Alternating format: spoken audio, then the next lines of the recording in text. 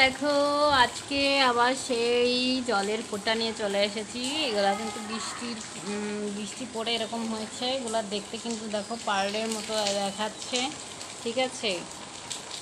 দেখো প্রত্যেকটা বৃষ্টির ফোঁটা এরকম পার্লের মতো দেখাচ্ছে, সারি সারি কতগুলা দেখেছো, দেখতে পাচ্ছ? এই দেখো কতগুলো